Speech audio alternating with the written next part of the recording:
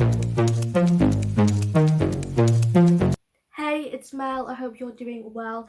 Today's video is a conspiracy theory video, and this is the second one that I've made. I have made one about the Denver airport. I'll link that down below. But today's video, we're going to be focusing on the conspiracy theory that the Titanic and the Olympic ships were switched.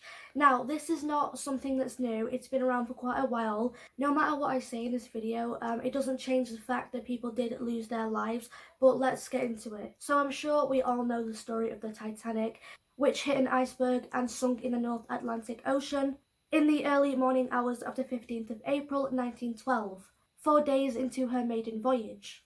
The ship was travelling from Southampton to New York City. Now, as I mentioned before, the theory goes that the Titanic ship and the Olympic ships were switched, meaning that the Olympic logo was put on the Titanic and the Titanic logo was put onto the Olympic. So on the day the ship sailed in 1912, people would think they were getting on the famous new Titanic ship, when in all actuality it was the Olympic. Now, once again, this is just a theory. The question is, why do this? Well, another part of the theory is that this was a case of an insurance scam done by the White Star Line, which was owned by the International Mercantile Marine Co. The National Mercantile Marine Co. was founded in 1902 by J.P. Morgan. Now let's talk about the Olympic ship. Now, the Olympic ship looked identical to the Titanic. The Olympic, over its years in service, had a couple collisions and was damaged.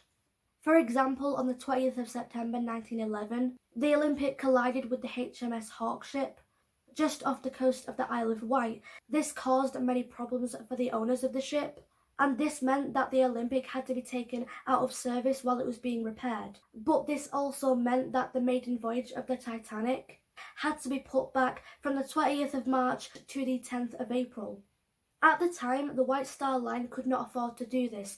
They had to find a way to claim back all of the money they had lost from the Olympic not being in service. That's when they came up with the idea to switch the two ships and put the Titanic logo on the Olympic. No one would know that they switched ships apart from the people in charge, who were Lord Perry, J. Bruce Ismay, J.P. Morgan, and Thomas Andrews. Once the plan was set in motion, they tried to make the Olympic look exactly like the Titanic. Now, the Olympic had wood flooring, and there was a bunch of stains from when people had spilled drinks, and there were footsteps. So what they ended up doing was putting new carpet inside the Olympic to make it look brand new, so that when people got on this ship, they wouldn't notice the spilled drinks and the footprints. Now, before we look at the evidence, let's just have a look at the similarities of both ships. Both the Titanic and the Olympic were designed by Thomas Andrews. Both ships had a length of 269 metres. The two ships were also 175 feet tall, and the two ships were owned by the White Star Line. Now let's look at the bits of evidence to back up the theory that the Olympic was purposefully sunk to claim insurance money. On the early morning of the 2nd of March 1912, the Olympic was docked in Belfast for repairs, and at the same time the Titanic was also docked here. The Titanic also had an impossible time finding people to work on the ship, and around this time there was a huge coal strike, meaning that thousands of people were out of jobs. Yet no one wanted to work on the Titanic, and supposedly there was rumours going around that both ships were switched. The ship's designer, Thomas Andrews, purposely did not put enough lifeboats on the ship itself because he claimed the ship was unsinkable. Like I mentioned before, the people who knew about this whole insurance scam, one of them was Thomas Andrews. He knew that the ship was going to sink, and I think that he felt guilty about what he had done and just went down with the ship. Thomas Andrews did die in 1912. Thomas was the nephew of Lord Perry, and he actually had a ticket for the Titanic but ended up cancelling it, along with J. Bruce Ismay. Now, as for J.P. Morgan, who also had a ticket for the Titanic, he ended up cancelling his trip a few days before the Titanic's maiden voyage, claiming he was sick. However, on the day the Titanic sank, the New York Times newspaper spotted J.P. Morgan out with his girlfriend, drinking, having fun, clearly not being sick. Another piece of evidence is the portholes. The Titanic had 14 and the Olympic had 16. Now, on the day of the Titanic's maiden voyage, there was 16 portholes.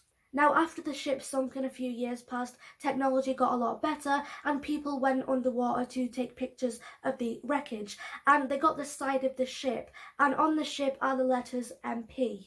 The Titanic does not have the letters MP on it, but the Olympic did. Also, the people who put the Titanic logo on the ship didn't do a great job of it, because the T is halfway between two portholes. The whole lettering of Titanic on the ship is just off. Here's another piece of evidence which I find so uncanny, it's just really weird. When the supposed Olympic ship was taken out of service in 1935, it arrived in Jarrow, UK, on the 13th of October to be stripped and broken down. Parts of the ship's wood panelling and the first-class staircase were used in the White Swan Hotel. The used panelling shows the number on the frame, which says 401. And this was the number that was being given to the Titanic when it was being built in Belfast. The panelling from the Olympic was given the number 400, meaning that the wood panelling used in the hotel is from the Titanic. And if the Titanic ship is being broken apart and used in this hotel, then where the hell is the Olympic ship? Some people think to this day that it's still at the bottom of the ocean and it's not the Titanic. I mean, the fact that the number on the wood panelling is 401 and not 400 is odd. It's weird, okay? It's weird, it's creepy. Anyway, what do you think? Do you believe in this theory? Do you think it's false? Let me know your comments down below. I find this stuff really interesting to research, and if you want me to talk about more conspiracy theories, just let me know. Thank you so much for watching, take care, and I'll see you very soon. Bye.